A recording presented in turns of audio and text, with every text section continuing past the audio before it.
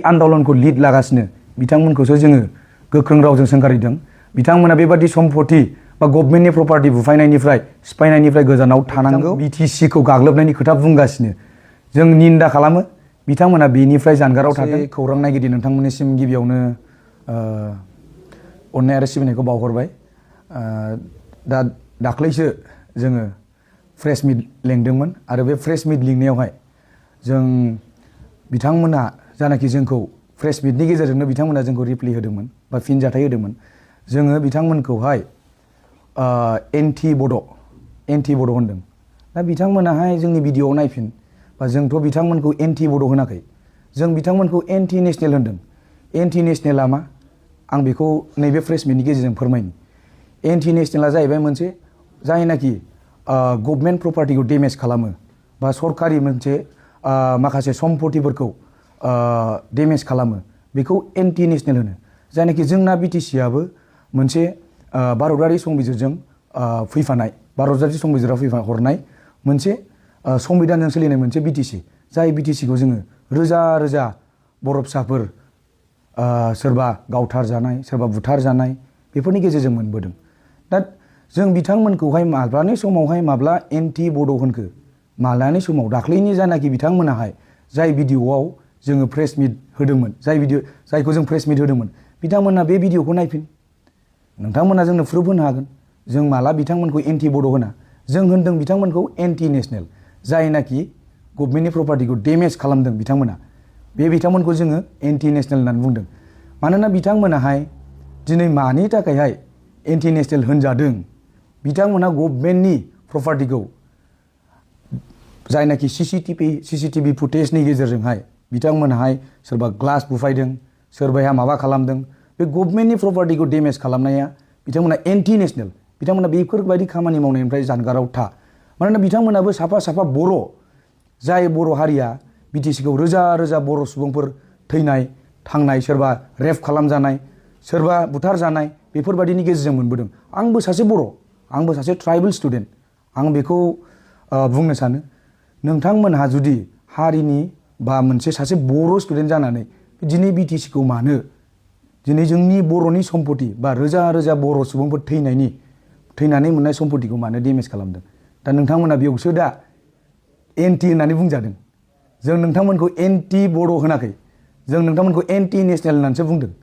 जायनाखि नोंथांमोना बेफोरबायदि खामानि मावनायनिफ्राय जानगाराव थानांगौ। गोजोन्थों। बिथां बुबुल बर'आहाय, जायनाखि जोङो दाख्लैहाय प्रेस मिटनि गेजेरजों होनदोंमोन इलिगेला मा, आं नैबे दिनै नैबे खौरां बिजोंनि गेजेरजों फोरमायनो सानदों। बिथां बुबुल बर'आहाय सासे डाबल MA, नोंगौ जों मिथिगौ डाबल MA। बिथाङाहाय जाहैबाय माबा मोनसे जाहोननि थाखाय बा माबा मोनसे गावनि, जों बेफोर जाहोनखौ मिथिया, गावहा माबा मोनसे जाहोननि थाखाय हयथ' फरायनाया फेल जादों बा फरायनाया बेक थादों, एरियार थादों, जोंहा बेखौ बुंनांगौ दरखार गोलैया।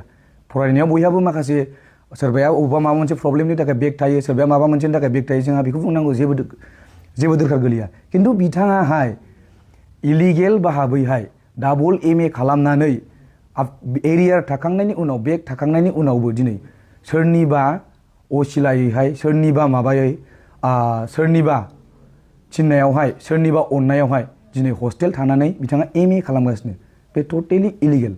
बिथाङा जुदि हस्टेल थायाखैब्ला बा हस्टेल थानानै इलिगेल भाबैहाय फरायाखैब्ला बिथाङा जोंनो प्रुफखौ होनो हागोन। बिथाङा प्रुफ देखाय जोंनो।